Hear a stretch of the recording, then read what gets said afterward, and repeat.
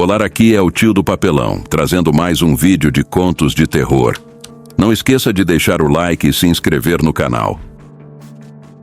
No início desta primavera, eu estava acampando em uma floresta a cerca de 4 horas ao norte de onde moro, no interior do Paraná. Havia um pequeno lago para o qual eu sempre voltava. Nunca estava lotado ou mesmo muito conhecido. Era uma fuga agradável e tranquila toda vez que eu ia. Quando cheguei no primeiro dia e montei meu acampamento, não havia mais ninguém por perto. O lago não era muito grande e era cercado por uma praia gramada com mata ao redor, então eu conseguia ver praticamente toda a extensão dele. Não muito tempo depois de chegar, vi um homem sair da mata do outro lado e montar uma barraca. Ele parecia um campista comum e ficou sozinho por um tempo. Antes do pôr do sol, porém, eu o vi caminhando ao redor do lago em direção ao meu acampamento. Ele tinha um sorriso amigável e se apresentou como William. Disse que não sabia se eu o tinha visto montando acampamento, mas me viu do outro lado do lago e quis vir dizer oi, já que éramos os únicos dois no meio do nada, em um lugar que normalmente ninguém frequenta. Conversamos um pouco e ele era muito gente boa. William tinha 26 anos, mais ou menos a minha idade, e nós dois gostávamos daquele local de acampamento justamente por ser isolado. Depois de conversar por uns 30 minutos, ele voltou para o outro lado do lago enquanto o sol se punha. Não aconteceu muita coisa naquela noite, mas na manhã seguinte acabamos conversando e passamos a maior parte do dia juntos. Ele dividiu uma caixa de 6 cervejas comigo. Sentamos na praia e batamos um papo descontraído. Quando voltamos para nossas barracas no final do dia, eu estava sentado perto da minha fogueira, muito feliz por ter conhecido William. Ele parecia o amigo perfeito para acampar, talvez em outra ocasião. Entretanto, quando comecei a me preparar para apagar o fogo e ir para a cama, vi William caminhando ao redor do lago. Sua fogueira havia se apagado há algum tempo, então imaginei que ele já estivesse dormindo, mas aparentemente não. Ele caminhou até minha fogueira e imediatamente algo parecia diferente nele. "Ei, tá tudo bem, cara?" eu disse. Ele sorriu e, de repente, voltou a ser como era antes, mas disse que tinha vindo me perguntar se eu queria ver um lugar legal que ele tinha encontrado, com uma vista incrível.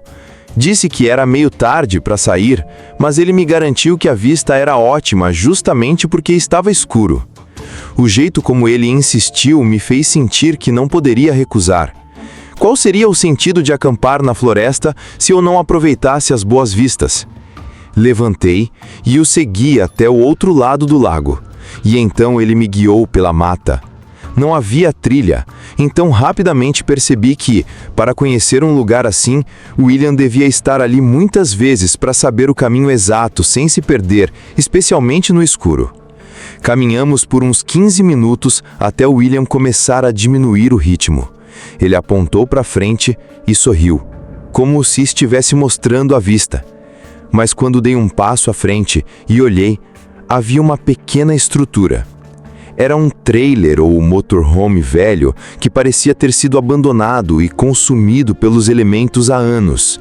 Musgo crescia por toda parte e buracos de ferrugem cobriam o exterior. Virei-me para olhar para o William, me perguntando o que era aquilo, mas seu rosto agora era frio e vazio. Ele parecia uma pessoa completamente diferente. "William, o que é isso?" Ele não respondeu.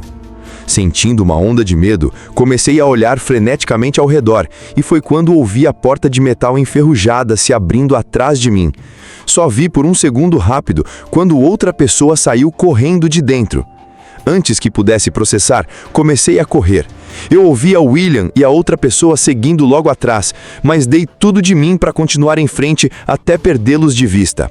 Corri tanto para dentro da mata que não fazia ideia de onde estava. Continuei andando e mantendo os olhos abertos até o sol nascer. Quando finalmente cheguei à trilha de volta para o lago, vi da linha das árvores que todo o meu equipamento de camping tinha sumido. Parecia que eu nunca tinha estado lá. Fiquei escondido e voltei para a trilha, retornando para o meu carro. Fiz um boletim de ocorrência na polícia local, mas eles nunca mencionaram ter encontrado nada. Acho que eles nem levaram muito a sério. O que foi planejado para mim naquela noite é horrível de pensar, mas pelo menos eu saí antes de ter que testemunhar em primeira mão. Eu estava em uma viagem de Porto Alegre para São Paulo. É uma viagem de quase 3 dias, então reservei alguns lugares para dormir pelo caminho. Não fui muito específico com as escolhas, mas optei por Airbnbs para poder aproveitar um pouco mais a viagem, em vez de ficar em hotéis padronizados. Meu primeiro Airbnb foi no interior do Rio Grande do Sul. A rota pelo estado não passa por nenhuma cidade grande, então era em uma cidade muito pequena, provavelmente não maior que 2 ou 3 mil habitantes. Quando cruzei a fronteira do estado, começou a nevar muito, algo raro naquela região, e isso tornou a longa jornada de direção ainda mais lenta. Quando cheguei na cidade, as estradas já estavam cobertas de neve e o sol já havia se posto. A cidade estava bem quieta, mas não sei muito sobre cidades pequenas, aquela parecia exatamente o que eu imaginava, especialmente num estado de população mais baixa. Esperava que houvesse um McDonald's ou algo assim, onde eu pudesse jantar rápido, mas estava claro que não haveria. Então, dirigi pela cidade e virei na estrada para o meu Airbnb. Era uma estrada longa que levava a uma pequena casa no meio de um campo, com pinheiros altos cobertos de neve alinhados no jardim da frente. Estacionei na lateral, saí com minha bolsa e caminhei até a frente. Coloquei o código e entrei, fechando a porta atrás de mim e acendendo as luzes.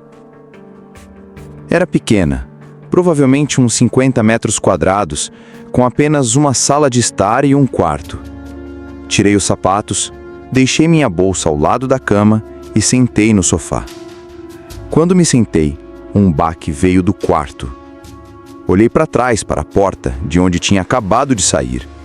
Foi bem barulhento, mas eu não tinha ideia do que poderia ser. Levantei e voltei, olhando dentro do quarto e acendendo a luz. Estava tudo como eu tinha deixado. Verifiquei o pequeno banheiro que havia lá também, mas tudo parecia normal. A única outra porta da casa era o armário do quarto. Caminhei até lá e puxei a maçaneta, mas ela não se moveu. Parecia estar trancada por dentro. No começo achei estranho que um armário de quarto fosse mantido trancado, mas então pensei que poderia ser um armário de manutenção onde o proprietário guardava coisas. Não havia outros lugares para armazenar nada, então foi a conclusão a que cheguei. Voltei para a sala e descansei os olhos no sofá, pensando no meu plano para o dia seguinte. Depois de 15 minutos, levantei e fui até a janela, para ver se a neve ainda estava caindo e se as estradas estariam transitáveis no dia seguinte. Estava assustadoramente escuro lá fora, sem nenhuma luz da cidade aparecendo atrás dos pinheiros altos, e ainda estava nevando bastante. Fechei as cortinas e me virei de volta para o sofá. Mas então, vi uma sombra se mover no quarto. Era lenta e suave, como a sombra de uma porta abrindo ou fechando. Comecei a caminhar em direção ao quarto, ouvindo atentamente. Quando me aproximei da porta e olhei para dentro, tudo estava no lugar e nada parecia ter causado as sombras que eu tinha visto. Mas eu sabia que tinha visto algo se movendo.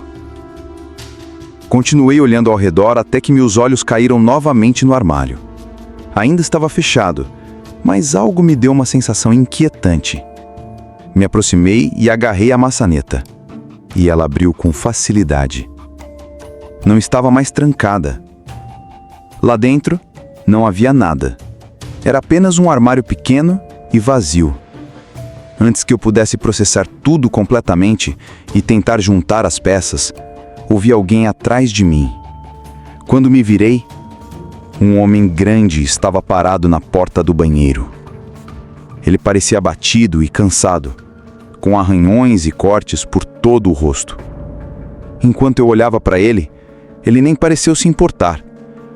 Entrou no quarto e se ajoelhou, pegando uma mochila suja e gasta debaixo da cama. O homem então se levantou e nem olhou para mim enquanto saía lentamente do quarto e pela porta da frente.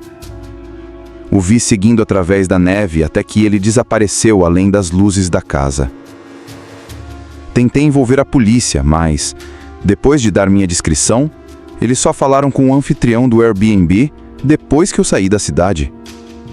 Não recebi mais informações. Acho que é mais provável que ele só estivesse usando o lugar para dormir ou algo assim, mas o jeito que ele olhou me fez duvidar. Nem posso pensar no que poderia ter acontecido se eu tivesse ido direto para a cama naquela noite, com um homem escondido no armário a centímetros de mim. Isso foi há alguns meses. Eu estava dirigindo para o Uber Eats. Faço isso como um bico, umas 10 a 15 horas por semana. Naquela noite, eu estava pegando apenas alguns pedidos. Já era tarde e eu tinha pegado um pequeno pedido por volta da 1 da manhã para ser entregue em um prédio comercial em algum lugar da cidade. Algo comum, geralmente para trabalhadores noturnos. Quando entrei no estacionamento, porém, estava vazio. Sem carros e não parecia haver ninguém. Estacionei em uma vaga perto da frente e saí com a comida. O lugar era definitivamente um prédio de escritórios de algum tipo, menor que a maioria, com apenas 2 andares e não muito largo. Todas as luzes estavam apagadas nas janelas, exceto por uma luz atrás da porta da frente. Caminhei até a porta e verifiquei o aplicativo. Havia instruções específicas de entrega.